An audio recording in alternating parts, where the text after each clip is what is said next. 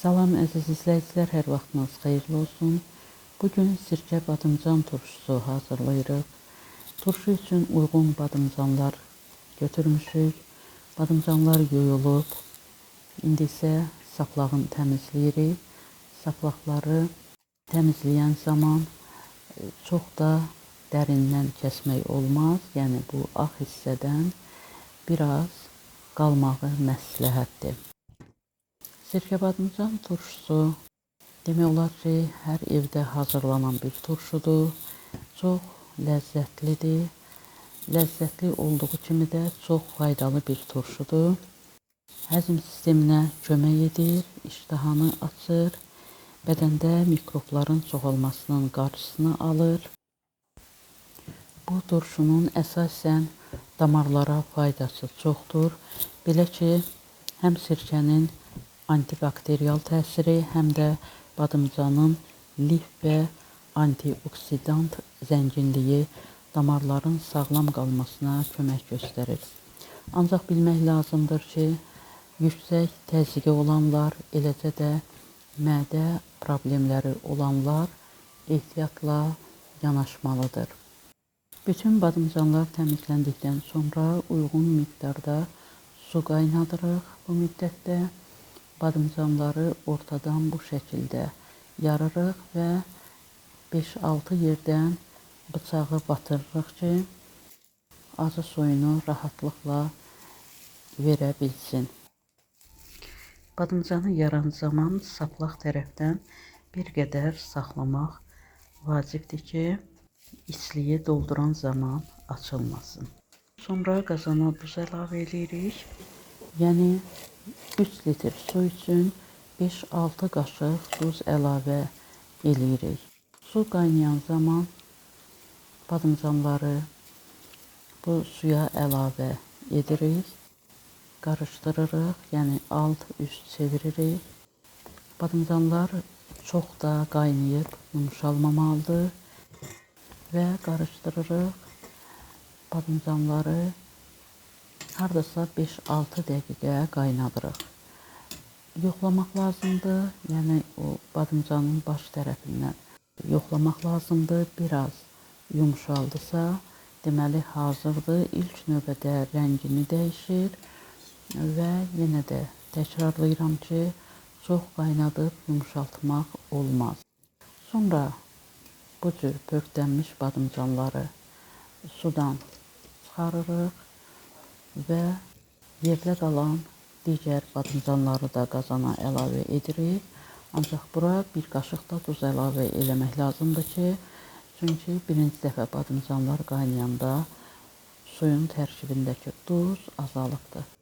Bu qayda ilə bütün badımcanları qaynadırıq və badımcanları qaynadan zaman ona fikir vermək lazımdır ki, badımcanların əlbəttə ki, hamısı eyni ölçüdə deyil.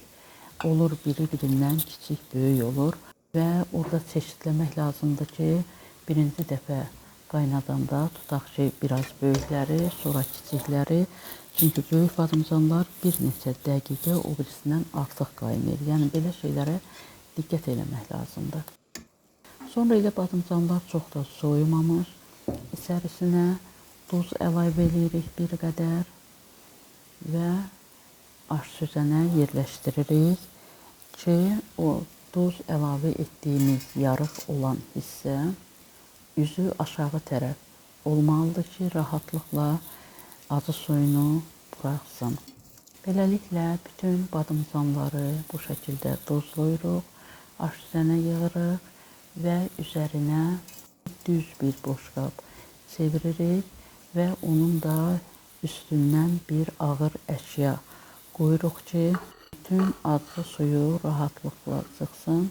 Badımcanlar bu formada 8 saat, 10 saat bu şəkildə qalmalıdır ki, acı suyunu yaxşı versin. Bu müddətdə biz turşunun, yəni badımcanların isliyini hazırlayırıq. Bunun üçün zəfəri götürmüşük, nanə götürmüşük, eyni zamanda sarımsaq götürmüşük. 5-6 baş sarımsaqdır Onu qeyd edeyim ki, bizim badımcan 3 kiloqram yarım idi. Ona uyğun olaraq bir qədər cəfəri, yəni belə deyək, 2 dəstə cəfəri, 1 dəstə nanə, 5-6 baş sarımsaq, 1 qaşıq quru nanə və bir neçə acı biber doğrayırıq, qarışdırırıq.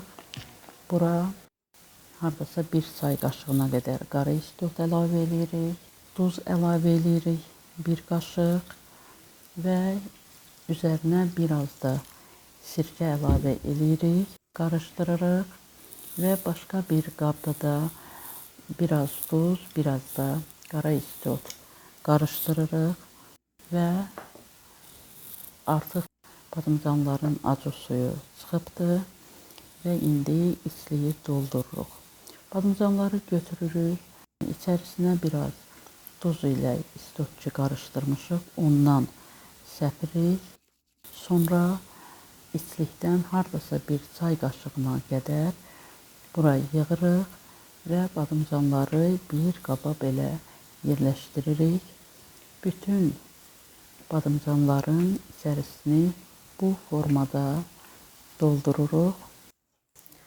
Sirkə badımcan turşusunun çox gözəl alınmasının bir neçə səbəbi var. Onlardan biri odur ki, badımcanların acı suyu tamamilə çıxsın. Eyni zamanda badımcanları pörtlədən zaman elə eləmək lazımdır ki, bərk qalmasın, artıq da qaynayıb yumşalmasın. Biz içliyi doldururuq. Demək olar ki, bütün badımcanların içərisini doldurduq. İndi bankaya yığmağın zamanıdır. 3 litrlik banka götürürük və badımcanları səliqə ilə bankaya yerləşdiririk. Elə eləmək lazımdır ki, həm görünüşü gözəl olsun, həm də ki, bankaya çox badımcan yerləşdirmək olsun. Bütün badımcanları bankaya doldurduqdan sonra bankanı tərs çeviririk. Bir qabın içərisinə bu şəkildə qoyuruq və azacıq yığışan acı suda tamamilə çıxır. Sonra bir dolu qaşıq şəkər tozu əlavə edirik və 2 yemək qaşığına yaxın turşu tozu əlavə edirik. Sonra sirkə əlavə edirik. Yəni bankanı bu şəkildə doldurduq, qapağını bağladıq, qaranlıq, sərin yerdə saxlayırıq və bir həftə 10 gündən sonra turşu hazır olur. Videomuz burada başa çatdı. Yeni videolar görmək üçün kanalımıza abunə olun. Sağ olun, yeni videolarda görüşənədək.